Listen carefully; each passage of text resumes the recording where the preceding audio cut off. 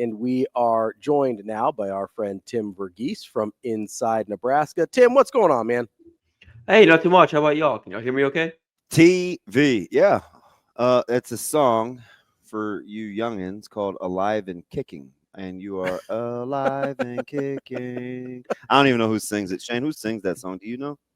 I do not. NXS. It's one of those bands that Shane probably would have liked when he was little with long hair. You're Flock of Seagulls. I don't know. You're gonna have to give Tim your music list. He was looking for recommendations. Oh, TV, man. I got about 16 playlists. What do you like, Tim?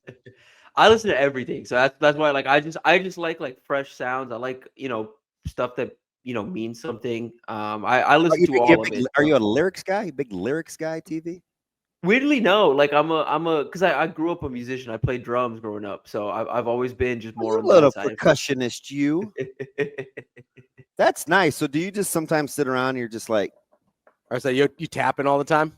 Yeah, all the time. Like if I'm driving, yeah, it gets on people's nerves. But when I drive, yeah, I was gonna say you'd have to move out. Yeah. I'm like that. You know that little deal that I do like on the walls and stuff where I just do beats. Yeah, it drives people crazy.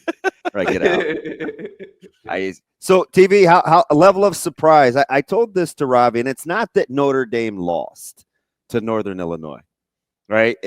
Teams they stubbed their toe. It's that they looked so ill prepared. When I know that's about as well coached a team, at least this year, maybe that I've seen. Like the contrast from being so ill prepared against Northern Illinois to their level of execution the last half of this season has been incredible. Yeah, it's weird. It's like when you go back and look over the course of the season, that feels like the one game for them that's completely out of character. And you compare that to a couple other teams like, hey, okay, like Indiana, there's individual games you can point to and be like, okay, well, this felt like an aberration. This felt like a little bit of fools. Yeah. Right. But it was on the positive end. For Notre Dame, it was like, oh, the one like fools and like type game is like, hey, it's the loss to Northern Illinois, because every other game they've played this year, they have looked like a very well coached team. That plays physical up front defensively, that flies around more than anything defensively. Like I love watching them play on the defensive side of the ball right now. And yeah, I think an understated part of all of this is the quiet development of Riley Leonard over the course of the season and the emergence of Jeremiah Love, who I think is one of the best backs in the country. Tim, is there enough offense with the development of Riley Leonard, and whether or not Love is healthy? Is there enough offense for Notre Dame to win a national championship? I don't know about that. I think the way this slate works out, potentially, just because I think, as good as this Ohio State team is, I think that's the team you're looking to beat at this point. I think that's the one. And then, with Penn State and Texas as well, I think there's enough there to bank them defensively. But if you're talking about like, okay, hey, of these four teams that are left, which offense presents you the most trouble? It's Ohio State. But even Ohio State, I think the book is somewhat out on them. And it just ultimately comes down to, can you play NFL level defense, which I think Notre Dame can with the personnel they have. Yeah, it's really interesting. I was so glad to hear Roman Harper say it, because he had some actual courage. I get it, because the last 4 weeks we've heard this fawning over Jeremiah Smith. He's incredible. Don't get me wrong. He's going to make his fair share of contested catches. He's got great body control. He's got all the things you want in a top pick. But I'm reading, he'd be in everybody's top 3 rotation. Yesterday it was he'd be an all-pro. And I'm like, no, he wouldn't, guys. Like, number one, the league has amazing wide receivers. Number two, give yourself a chance by not turning him loose. He would have almost been non-existent against Nebraska for not a blown coverage. And I'm not diminishing that he's elite. He's a great player. But you have to give yourself a chance by accounting for where he is. He just inexplicably gets turned loose. And if that's the case, it gives some credit to Brian Hartline, maybe give some credit to Chip Kelly for play design, because the amount of times Smith is running wide open is incredible. Or is that just me? Do we got to give any credit to Bouquet for taken some attention? Like, because you have to cover a bouquet. Like how is Smith wide open when he's not beating you off the line of scrimmage?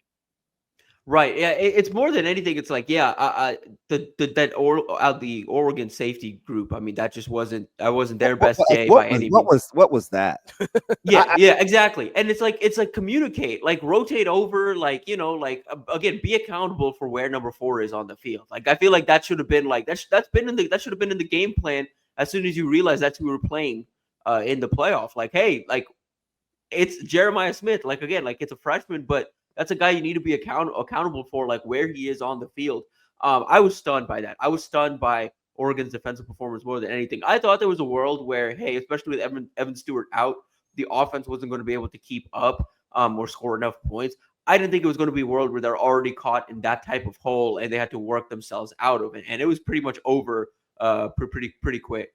I just was glad to hear Roman Harper say, like, yeah, he's legit, but just figure out where he is. Give yourself a chance. I'm like, yeah, Pat, because you can say that without sounding like a hater. Like, you can give a guy his due, but man, at least compete. Yo, I mean, like a bunch of Michigan defenders said like similar things of just like, hey, like rotate over to the guy, like adjust your defense accordingly to make sure you have bodies on top of Jeremiah Smith. That's what Michigan did. That's how they kind of neutralized him. And again, I don't know if Ohio State's game plan against Michigan was sound, and if they play like they did yesterday, they probably beat Michigan, or the other day they probably beat Michigan. It's not about that. It's more so the sense of like give yourself a chance, and and that's just something where, hey, Tosh Lupoi has NFL experience, Dan Lanning has NFL experience. That's just something you have to learn and work from moving forward, because you're going to keep running into this guy for the next 2 years. I'm telling you this. I know this is blasphemy, man. I just do not love Tosh's ability to adjust like football acumen. He can recruit. He's a high energy guy. I don't schematically though. I don't know. It's just me. I apologize for my little tangent. Any votes for Tosh? I thought you were saying Lanning was overrated for a second. No, because I think I don't know what you guys think. TV, I think there's something to being able to corral temperaments and get guys on board and to play a certain way. Like, not everybody's going to be like the X's and O's guru or the cheerleader, or it's hard to get the all-in-one guy. But I give Lanning credit. Like, Oregon was pretty good. They laid an egg, but that team was pretty good all year. Yeah, I think he got, like, again, his ability to recruit. I mean, and we hear it all the time of just like, hey, when Dan Lanning takes a recruitment personally, like, it's over. It's one of those things. It's tough to compete. He's an excellent recruiter. Does a really good job of managing personalities. I mean, you got a lot of personalities that in that room right now, in that building, from coaching staff down to players. Does a really good job of managing everything. And doesn't leave a whole lot of stones unturned in terms of pursuing greatness. Like, you look at the analytics staff he has behind the scene, the guys he's put together. Like, he's constantly searching for answers and solutions. He reminds me a ton of early Georgia Kirby Smart. Like, he'll get it figured out eventually. It feels like inevitable. That's a good pull. And they like. Oh, so they came from their tree, affinity right? for one another is clear. Oh yeah. Oh yeah. I think another thing that we overlook is the ability for how important it is for even high level guys or successful people to have people that believe in them still. Right. Because we kind of take it for granted. It's like, oh, such and such player doesn't really need, he's good or she's good. Or I think the wherewithal that quality coaches have to invest in everybody in terms of kind of being the wind beneath their wings is underappreciated in big time athletics, because it's very, very difficult to function at a high level every day as an 18 to 22-year-old. It just is. Oh, for sure. And you see what happens, like how quickly kind of the bottom falls out for, former elite recruits or former top guys. When that faith is lost, when it is like, okay, hey, they're third string, kind of bottom of the barrel, probably going to get processed out the next time the transfer portal opens. You kind of see how it's like, okay, unless you're really, really strong-willed and individually strong, you see how fast they can start to fall off. We see that time and time again at the NFL level as well, where it's like, hey, former elite recruit, why is he out of the league in 2-3 years? It's because no one really believes in him. Like that's all that stuff matters a ton. We're talking with Tim Verghese from inside Nebraska. Speaking of getting transfer portal and processing guys in and out, I know Nebraska's got a big group of visitors coming in this week that people are definitely interested in. What areas are you seeing Nebraska look at, and any names that you're seeing that you are particularly intrigued by? Yeah, I'm really fascinated by how aggressive they're being defensively right now. They brought in Marquise Watson-Trent. He's on campus right now. He came in last night from Georgia Southern. Was the Sun Belt Conference Defensive Player of the Year.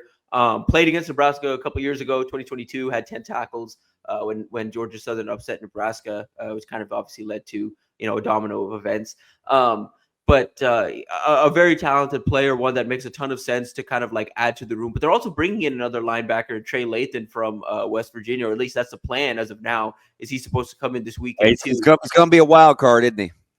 Yeah, and that's the thing. It's like, hey, we're bringing. I thought they have room for one more linebacker. Bringing in two is interesting, but kind of tells you what they think about that room and the depth in there, and kind of what they want to add to it. And then they're being aggressive in the secondary. Obviously, added Andrew Marshall and Justin Rhett over the break. They're working to get Corey Gordon from Baylor in town. Arizona's Marquise Gross-Killebrew could also be in town. They're working at DB. They've obviously got Jalen Davies from UCLA as well on campus right now. You look at those three guys, and the one thing those three have in common is experience. And Davies is a guy that has been inconsistent, at his best. He's a mainstay for one of the better defenses in the country for UCLA back in 2023. But then this year he got benched at the end of the season. So it's like, which Jalen Davies are you getting? You kind of just trust that, hey, John Butler and the defensive staff is able to get that guy, up to consistent play if he does end up coming to Nebraska. Corey Gordon, I think, is the one that fascinates me the most. That's a safety. That's like a guy that can play all three spots in the safety. And right now, there's no clear solution of what the rover position, who's going to play rover. But you know how important that is to this defense. And I think Gordon makes some sense there. But you also just need veterans. You need guys that can fly around at the defense in the back end right now. Corey Gordon's that, because you need, like we said, all season there was an athletic deficit back there. I think Corey can help, kind of minimize that a little bit. Yeah, I think rover is the key as well.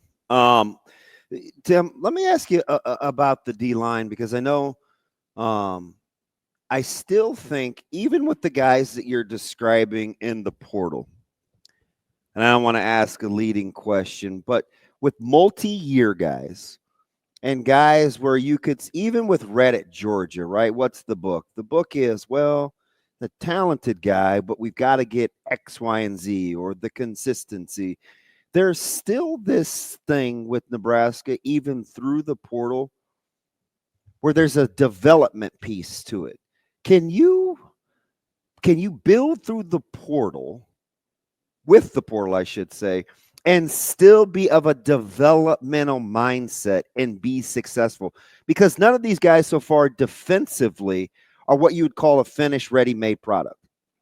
Right. That's, I think, the challenge and what I'm curious to see, because hypothetically, yes, and I like the strategy, again, hypothetically, of, okay, we get guys in that have multiple years to kind of grow and develop within the same scheme. And we may have struck out, like, Williams Nwaneri. We struck out on him the first time around. He's entering the portal a little more humble, looking for an opportunity, understanding it kind of has to happen at this next spot.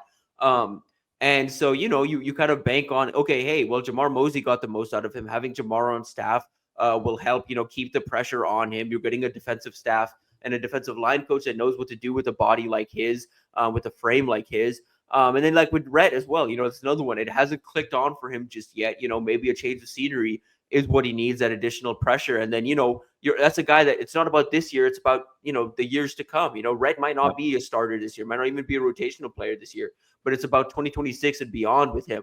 So hypothetically, yes, but at the same time, both of those guys could just ultimately enter the portal at the end of next season. So hypothetically, yeah, you could use it as a portal. And the idea, in my opinion, is over the summer, you get some of those like multi-year portal type guys locked in on multi-year revenue share contracts where they have to give you 2 seasons. And then you kind of go from there. And maybe moving forward, we start to see more and more of that, because when you do get into this revenue sharing business, you can lock in kind of contracts, quote unquote contracts. That's kind of the hope. But yeah, I'm curious to see kind of how that goes, because like you're saying, there's not a whole lot of like proven talent outside of an Andrew Marshall on the defensive side of the ball through the portal so far. Yeah, and one thing I think, and I don't know hard numbers, so this is a little bit of speculation on my part. I think one thing Nebraska will do better and continue to be important to them is they will spend wisely. I don't think this is going to be a deal where this is going to be some catch and grab, and I think they know kind of where their culture is, and it seems like they're not going to upset the apple cart unless somebody's just outside of being dynamic. I think they will spend wisely for personnel. Yeah, and we've already kind of started to see that a little bit, especially in the offensive line. People I think are getting a little antsy about the fact that they haven't really landed one where they need it. But they had Keegan Trost from Wake Forest on campus. They had Dominic from Michigan on campus, and both those guys ended up at Missouri because for the most part, they were kind of looking for assurances in terms of play time and how much time they like getting a guaranteed starter spot. And they wanted to be compensated accordingly. And for Nebraska, it's like, hey, we feel kind of good about the interior of our line specifically and the depth we have there, and we don't want to ruffle any feathers. So we'll kind of move on, and you can go take your bag, from Missouri, but we're kind of good there, and that's kind of the way they're operating too. As I think when you see defensive back recruiting as well, they don't really seem to be getting up in arms about some guy, especially unproven talent that's ending up elsewhere. When they know what their board is, they know what they have. And they're being picky, like hypothetically, you look at the names, they're like, oh, Idaho cornerback, Georgia Southern linebacker. These are some of the better players in college football that they're adding to the roster. They're not just going out and finding Power 5 guys and retreading Power 5 guys. They're finding guys that have produced at a high level, that still have untapped potential that they could continue to tap into, and kind of balancing that long-term developmental aspect with that. Okay, we need proven production as well. Tim, do you think they view development in kind of two different ways? One, development where a guy needs to develop his body, and two, where a guy's got sort of the physical tools already but needs to develop their skills? Because one of those takes longer than the other, right? Like it takes longer to build a guy's body up than it does to coach them up, I would imagine. Do you think they view it differently when they're looking at these guys? Yeah, somewhat, because I think if you look at the guys that need to work on their body, we're just talking transfer portal additions, guys that need to work on their bodies. Hardly Gilmore is one. Williams Nwaneri is one. There's no talent question there. There's no talent question with both those guys. And even Hardly, the biggest thing with him, he's got a combination of tools right now that's pretty hard to find. And he's a little further polished as a route runner than you'd expect for a guy that is relatively you would consider somewhat raw. Like he's got some route running nuance to him. He's a little further along in certain elements of developmentally where, okay, you add a couple pounds to him. You add a couple pounds to Williams Nwaneri. All of a sudden, it's like, hey, the light hasn't come on just yet, but part of it's because you're a little undersized right now. And Williams is one. He's playing right around 260 at 6'7". Get that guy up to 270, 280, and see what he looks like in the spring. And that could happen pretty quick. I think that, yeah, like you're saying, like, I think what we're seeing is the guys that are kind of unproven or need that development in the weight room. They have the combination of tools where the light should come on pretty quick once they get up to speed weight wise. Yeah, so I'm watching, I'm listening, right, and I look at, I think, offense versus defense. TV. What do you think about this? Seems like defensively there is this supreme confidence in schematics in development, especially now that Coach Rule can spend more time defensively, and he has a confidant over there in Coach Snow. Offensively, it seems like there's got to be this kind of this minimum baseline of talent, but you need to be close to a little more ready-made because offense seems more philosophically about more plug and play.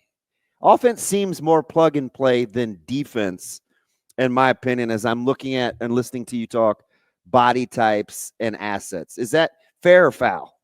No, very fair. And part of that is, hey, you've got a guy in Dana Holgerson that runs a scheme that is beneficial to quarterbacks and wide receivers. The only thing you have to do as a wide receiver is win one-on-one matchups. They didn't have enough of those guys this year, so they brought in a Dane Key, whose best traits are beating press off the line, separating downfield, creating contested catches, and winning those one-on-one type battles. Then you have an Isaiah Hunt who's got a combination of height, weight, speed that allows him to kind of separate in one-on-one type situations. Then you've got a Harley Gilmore who's somewhat of an upgrade in terms of a deep threat because of his combination of size and downfield speed and route running ability. And then you add that to a Cortez Mills, who's one of the better 50-50 ball carriers in the 2025 class, and Isaiah Mosey, who does a bunch of the yard after catch stuff well. Running back room that's kind of rounding out with a bunch of different bodies and frames. Again, they have to address the offensive line. I still think that's something that needs to be done through the portal, whether it's this cycle or next cycle. That's something that needs to be done. But yeah, defensively, I think more than anything, they feel there's a quiet confidence in some of the young pieces in that room. And again, defensively, you win as a unit. It's about winning as a unit. And I think there's that overall confidence of like, we win 11 man on 11 man. But offensively, you need to have guys that can win those one-on-one matchups. And that's what they're going out and getting right now. TV, when you take a look at, playing complementary football, and we'll see what Nebraska ends up doing with special teams. If we're right philosophically on how this thing is kind of shaking out, do you like the fact that they'll be practicing against one another? Is that a good fit philosophically for a productive unit?